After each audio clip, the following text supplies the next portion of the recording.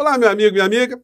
Felizmente, pessoas como você e eu estamos ficando cada vez mais perto de nos livrarmos de uma espécie de novo circo dos horrores que se abateu sobre o nosso país desde que a figura do inelegível, trazendo com ele uma Orcrim, chegou até o poder central do nosso país.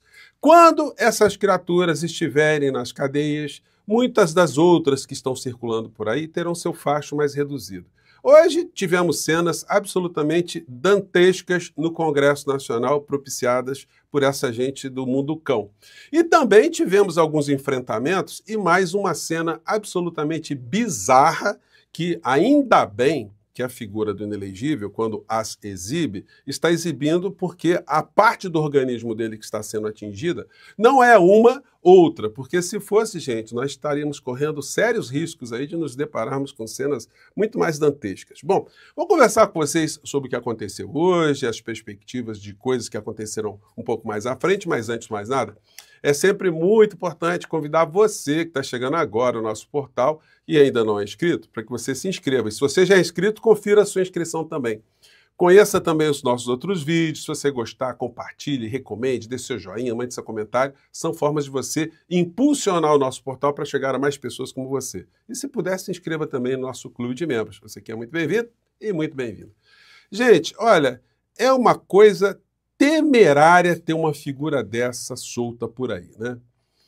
E no hospital, ele simplesmente desmoraliza qualquer tipo de princípio de ético, princípio moral, de bom senso, de estética, de cuidado com o outro, porque é alguém que fica como se fosse uma dessas criaturas do circo dos horrores do século XVIII, do século XIX, exibindo ali algum tipo de deformidade, algum tipo de anomalia. E no caso, a anomalia é uma anomalia moral, uma anomalia ética, que se transporta ali para algumas situações do corpo da criatura, né? Não é que ele postou um vídeo, olha só o título do vídeo: retirada da sonda nasogástrica, 29 de abril de 2025, às 13h30. Como é que alguém posta uma coisa dessa, gente? Nem programa de médico, nem programa que cuida de ciência. Quando aparece uma cena dessa, tem sempre se borra a imagem, né? Que são coisas grotescas. Evidentemente, eu não vou exibir para vocês. Mas é impressionante um médico, né? Se apresentar para esse tipo de encenação do circo dos horrores. Vou colocar aqui a fala do médico e depois eu tiro a cena aqui, porque ninguém merece, né? Agora, como eu disse para vocês, né? Já pensaram se a enfermidade de sua excelência se encontrasse numa outra parte do corpo humano, em que ele tivesse ali que fazer algum tipo de exibição? Bom, vamos ver aqui, né? Então, presidente, agora nós vamos tirar essa sonda que está no estômago, tá legal? Às vezes, na hora que a gente puxa a sonda, ela dá um pouquinho de desconforto, tá legal? Então fica tranquilo que... Para tudo, né, gente? Para tudo, né? Não tem, gente, é muita disfarçatez. Olha só o contraste. Nesses dias aí, nós vimos o espetáculo de Gilberto Gil, tá se apresentando uma turnê de encerramento das suas apresentações ao vivo, né? Ele já tem serviços à arte brasileira prestados de uma forma incomensurável, né? E ele foi surpreendido com a presença da filha querida, Preta Gil, que, como todos nós sabemos, está enfrentando, sim, doenças muito sérias. Ela sofreu mutilações. Lutar contra um câncer é uma coisa que exige da pessoa uma força interior muito grande. Mais do que isso, ela está, mesmo diante de todas as suas dificuldades, se apresentando para as pessoas para dar uma motivação, para estimular as pessoas a se cuidarem, a se prevenirem, a procurarem sempre um melhor atendimento, as melhores terapias, enfim, com muita altivez, muita força. E ela foi levada, mesmo com todas as circunstâncias que ela está sofrendo agora, todos os problemas, e foi levada ali para cantar junto com o pai. E o Gil não se aguentou, né? Então, para a gente ver um contraste, vou colocar só um trechinho aqui, né?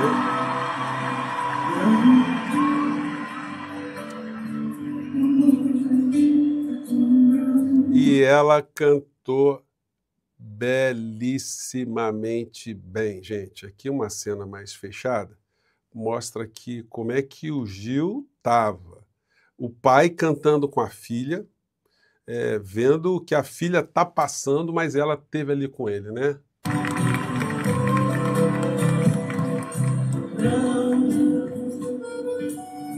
Os meninos são todos são,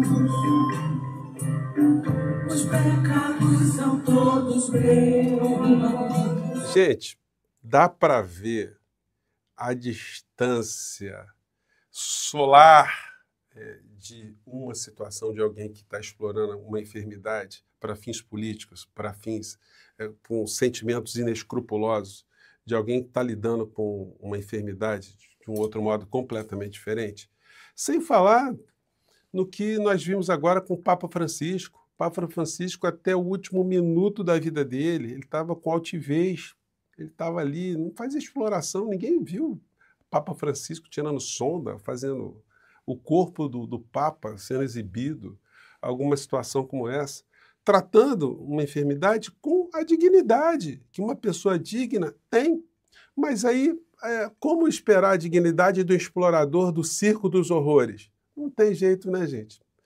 Muito complicado. E o circo dos horrores está no parlamento também, mas eles vão ser muito abafados em breve por tudo aquilo que tem acontecido no Brasil e pelos desmascaramentos que eles irão sofrer ainda mais. Essa é uma das figuras desse mundo cão. Alguém que surgiu do nada, se utilizando de mentiras, agarrado ali no circo dos horrores, praticando mais horrores, e alcançou ali alguma popularidade para virar deputado. Vem com essa aqui, urgente, STF se vê encurralado e Bolsonaro convoca o povo para Brasília. Deixa eu falar uma coisa para você, o senhor Gaia. O senhor é um palhaço no pior sentido, né? O senhor tem uma penca, uma capivara cheia de problemas relacionados a crimes na sua vida e não para de cometê-los, atingindo a honra das pessoas. O senhor escapou de levar uma surra do Lindbergh, porque ele falou que se estivesse lá no Congresso Nacional no dia que o senhor atacou a mulher dele, a companheira dele e ele próprio, olha, a coisa ia ficar complicada para o senhor escapou. Agora, como todo bolsonarista, o senhor é muito covarde, né? Evidentemente, o senhor sempre sai pelas tangentes ali para não se ver com uma situação como essa. Senhor Gustavo Gaia, não vai acontecer absolutamente nada. Não adianta o Malafaia ficar bajulando o ministro Fux, o senhor ficar bajulando o ministro Fux, porque a situação para o seu líder, para essa criatura do circo dos horrores, está absolutamente irreversível. Não vai dar para, com essa história de ficar fazendo algum tipo de ameaça, conseguir algum tipo de objetivo. Outro que fez um circo dos horrores foi o Marcel Van Hatten, hoje lá na Câmara dos Deputados, tentando ali emparedar o ministro Lupe. E atacou, aliás, o ministro Lupe tomou pancada de todo jeito, mas ele mostrou ali que tem casca grossa, né? Ele enfrentou ali as criaturas e eu destaco aqui o momento que ele enfrentou o Marcel Van Hatten, que botou o rabinho entre as pernas e ficou calado. Ele fez também mais uma aparição circense, levando uma senhora, a senhora do lado muito tristinha, dizendo, descontaram R$70 todo mês da minha aposentadoria, eu estou sem dinheiro para comprar remédio. Uma verdadeira palhaçada se utilizar de uma senhora para esse tipo de espetáculo circense. A resposta que o Lupe deu, no final, o Marcel Van Hatten não deu um pio, porque se ele tivesse alguma dignidade, ele levantaria para enfrentar o Lupe, né? Mas não foi isso que aconteceu. Vamos acompanhar aqui. Marvel, é correto? Marcel. Deputado... O Lupe até, como é que é o nome do deputado? Marcel? Bom, aí vai. Marcel, eu acho que o senhor, antes de afirmar algumas coisas, devia ao menos estudar quem é quem. Eu mereço mais respeito. Eu não estou aqui porque eu não tenho medo de nada nem de ninguém, muito menos das suas afirmações. Eu não estou. O senhor disse, sabe por quê? Se eu não tivesse aí, eu estou aqui porque eu não tenho o que temer. Eu estou aqui porque eu tenho uma vida, não é uma brincadeira de trazer alguém para me representar aqui, não. Eu estou pessoalmente que eu tenho uma vida a defender. Eu sou pai, eu sou avô, eu tenho filhos, eu sei a responsabilidade que eu estou. E eu sei a responsabilidade de saber o que eu estou defendendo por minha inteira e voluntária vontade depois do convite do nosso presidente. Deputado, cada um age como quer e como deve. Alguns se escondem debaixo do tapete quando vê alguma acusação. Outros se colocam Aqui, como eu estou fazendo, até para sofrer injustiças como o senhor está cometendo comigo. Mas eu enfrentarei com a tranquilidade, com a lucidez dos justos. Mas cuidado, a minha ira é santa. Mandou essa, que a ira é santa, apontou o dedo para o Van Hatten. Marcel, Tem gente que aplaudiu e o Van Hatten ficou ali como uma espécie de rato-vão, ou de vão-rato, né? O nome já garante o produto. Então, aconteceu esse tipo de situação. O ministro Lupe explicou que as fraudes já aconteciam contra aposentados desde o governo Bolsonaro. No governo Bolsonaro não foi feito absolutamente nada, muito pelo contrário, foi estimulado que os aposentados pegassem consignado. Quando o aposentado, em regra, ia pegar algum tipo de financiamento, algum tipo de grana, com um sistema que o Lupe disse que ele é absolutamente contra, como eu também sou contra, como eu falei com vocês aqui anteriormente, porque isso é uma grande forma de arrancar dinheiro do aposentado. Pois bem, toda vez que o aposentado ia pegar algum tipo de empréstimo, muitas vezes ele assinava uma autorização para um desconto para uma associação com nome bonitinho que iria cuidar dos seus interesses. Algumas associações, de fato, foram criadas para zelarem mesmo pelos interesses dos aposentados.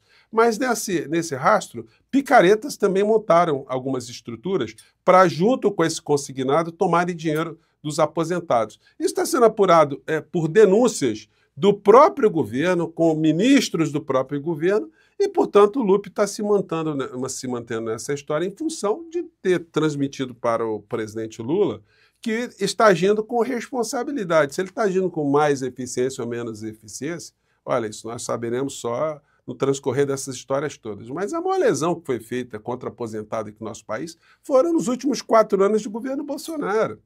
Sem nenhum tipo de reajuste, sem nenhum tipo de perspectiva. Mais do que isso, com uma reforma da Previdência que fulminou muitas pessoas que já estavam quase se aposentando. Muitas pessoas tiveram que trabalhar muito mais, enfim, com as regras que nós sabemos, as dificuldades todas que foram criadas. Com a mentalidade do Estado mínimo, o INSS perdeu 50% dos servidores nos últimos anos. Então, quer dizer, a estrutura ficou pior, ficou mais mal aparelhada. Se falar em abrir concurso público, aí começa a aparecer essa gente toda. Ah, mas vai furar o teto de gastos, e o governo está gastando muito.